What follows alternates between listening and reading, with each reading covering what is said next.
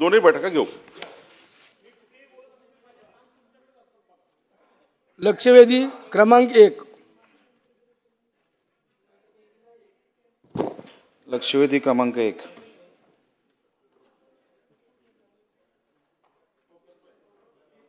वितरित केल्याप्रमाणे.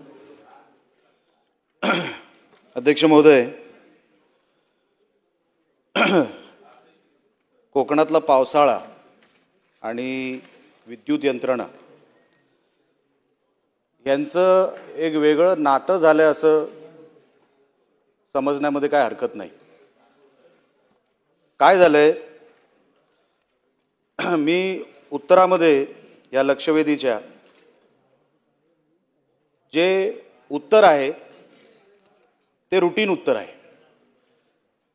19 आणि 20 मेला महाराष्ट्रात पाऊस पडला, सर्वात जास्त कोकणात पाऊस पडला आणि त्या पावसामध्ये जे काय नुकसान झालं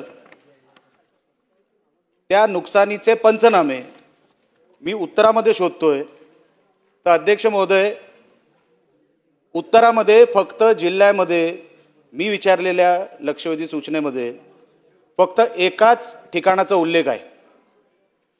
मी जेव्हा अधिकाऱ्यांना जेव्हा फील्डवर होतो जिल्ह्यामध्ये सांगत होतो किमान 15 ते 16 लोकेशन आम्ही अधिकाऱ्यांना तिकडे कळवलेले आणि लक्षवेधीमध्येही विचारलं होतं.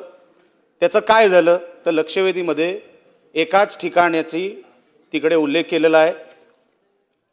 दुसरा विषय, आमच्या सिंधुदुर्ग जिल्ह्याला अध्यक्ष महोदय चीफ इंजिनियर नाही, विद्युत यंत्रणेचा MSEBचा नाही, डिव्हिजन आहे रत्नागिरी. आता रत्नागिरी डिव्हिजनमध्ये चीफ इंजिनियर बसतात, आमच्याकडे एक्झिक्युटिव्ह इंजिनियर बसतात, आमच्याकडे फुल टाइम चीफ इंजिनियर नाही. आम्हाला उठून जावं लागतं सिंधुदुर्ग जिल्ह्यामध्ये, आपल्या रत्नागिरी जिल्ह्यामध्ये.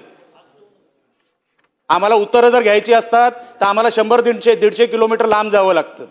हे जे अधिकारी उठतात आणि रत्नागिरीत जातात ते 2-2, 3-3 दिवस परतच येत नाही. आम्ही उत्तरं कोणाकडून घ्यायची? त्या मीटिंगमध्ये मंत्री महोदय, त्या मीटिंगमध्ये रत्नागिरी डिव्हिजन या घटनेनंतर 19 आणि 20 मेच्या पावसाळ्यानंतर एक रत्नागिरीमध्ये मीटिंग झाली, चीफ इंजिनियरनी बोलवली. त्या मीटिंगमध्ये माझ्या कुडाळ मतदारसंघामध्ये किंवा कुडाळ सर्कलमध्ये 200 पोल हे पडलेले आहेत असं जाहीर झालं, तिथे प्रूव्ह झालं. आता 200 पोल पडले, त्याचं पंचनामा झाला, त्याचा ऑडिट झाला, तुमच्या खात्यामध्ये त्याची नोंद झाली. आम्हाला रिटर्न किती मिळाले अध्यक्ष महोदय? फक्त 15. मंत्री महोदय, आपण याची नोंद घ्यावी. आपण सांगताय सगळं सुरळीत आहे, आम्ही सगळं काय व्यवस्थित करू. होणार कधी? हे होणार कधी? जो DPR झालाय कोकणाच्या विद्युत यंत्रणेचा तो 2008च्या अगोदर झालाय.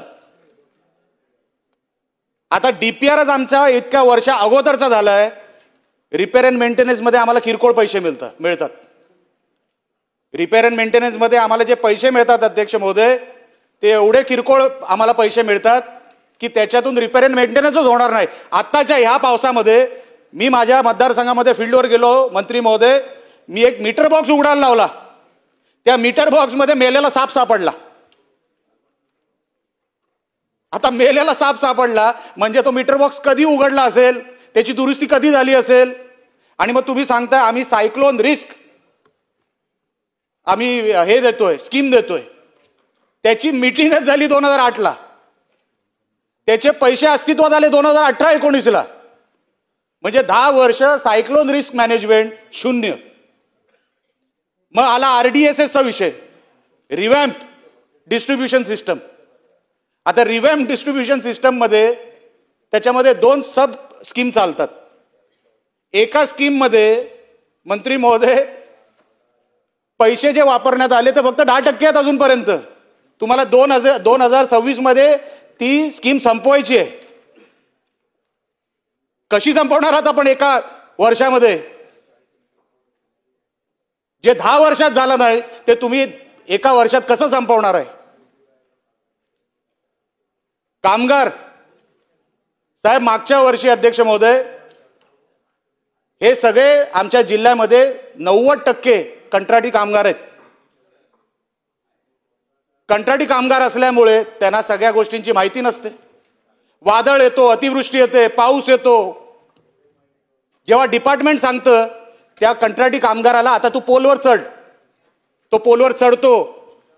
मंत्री महोदय 11 दगावले, 11 लोकांनी प्राण गमावले. ते प्राण परत येणार आहेत का? प्रश्न हे सांगितल्याशिवाय प्रश्न विचारता येणार नाही. 2 मिनिटं मला द्या, मी 2 मिनिटात माझा प्रश्न विचारतो. 2 मिनिटं द्या. हे 90% कंत्राटी कामगार, त्यांना खाली काय करायचंय माहित नाही. अच्छा, त्यांचा जीव गेला. डिपार्टमेंटला मी विचारलं काय झालं यांचं. नाही हे देणार आहेत, हे ह्या ताई देणार आहेत. नाही मी म्हणून विचारलं. अध्यक्ष महोदय, ते 11 लोकांचा जीव गेला. त्यांना आम्ही विचारलं की ह्यांचे पैसे, ह्यांचा मोबदला, ह्यांची नुकसान भरपाई कोण देणार आहे? डिपार्टमेंट सांगतं ठेकेदार देणार आहे. ठेकेदार सांगतो माझी जबाबदारी नाही. 1ही रुपया 11 लोक गेले, कोणालाही मिळालेला नाही. मंत्री महोदय, माझा तुम्हाला प्रश्न आहे. आता मी प्रश्नावर येतो. अध्यक्ष महोदय, हा जो कोकणामध्ये जुना DPR आहे, कमी दाबाची जी काही स्कीम आहे, मग उच्च दाबाची जी स्कीम आहे, त्याचे पैसे अजून अखर्चित आहे. आम्हाला जो इलेक्ट्रिसिटीचा दाब मिळतो तो एवढा कमी दाबाची आम्हाला इलेक्ट्रिसिटी मिळते. अध्यक्ष महोदय, आम्हाला हा DPR दुरुस्त करून मिळणार आहे का? लवकरात लवकर तो मिळणार आहे का? आणि हे सगळे मेंटेनन्सचे पैसे तुम्ही आम्हाला किरकोळ पैसे देऊ नका. मंत्री महोदय, किरकोळ पैशाची गरज नाही. द्यायचा असेल तर लमसम द्या. कोकण काय मागत नाही. कोकण कधीच काय मागत नाही तुमच्याकडे. 15-15 वर्ष दुरुस्तीला पैसे नाहीत. 15-15 वर्ष आमच्याकडे एक नवीन इन्फ्रास्ट्रक्चरची कुठली लाईन पडलेली नाही. भूमिगत तुम्ही करायला निघालेला आहात. रस्ते खोदून ठेवलेत. तिथे डिपार्टमेंटला मी विचारतोय, रस्ते खोदून ठेवलेत, काम कधी सुरू होणार? काम सुरू व्हायला मागत नाही. या डिपार्टमेंटमध्ये चाललंय काय मंत्री महोदय? एकदा आम्हाला आणि महाराष्ट्राला सांगूनच टाका. कोकणांनी मागायचं बंद करावं का? अध्यक्ष महोदय, आम्ही काय प्रश्न विचारणार आहे? कोकणाला काय मिळालंच नाही. 15-15 वर्ष जुना इन्फ्रास्ट्रक्चर आम्ही अजूनपर्यंत भोगतोय. अध्यक्ष महोदय, लाईट जाते, 4-4 दिवस येत नाही. मालवण सारख्या पर्यटकांच्या ठिकाणी जिथे पर्यटक मोठ्या प्रमाणात येतात, 4-4 दिवस लाईट नाही. लोक रस्त्यावर आहे. आम्हाला सहन करायची सवय झाली. मंत्री महोदय, आम्हाला सहन करायची सवय. हे किती वर्ष आम्ही सहन करणार आहे?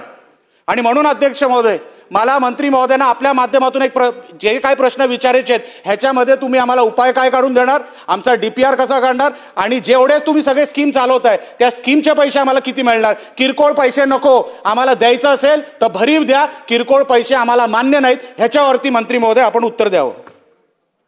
अध्यक्ष महोदय, सन्माननीय सदस्य निलेश राणे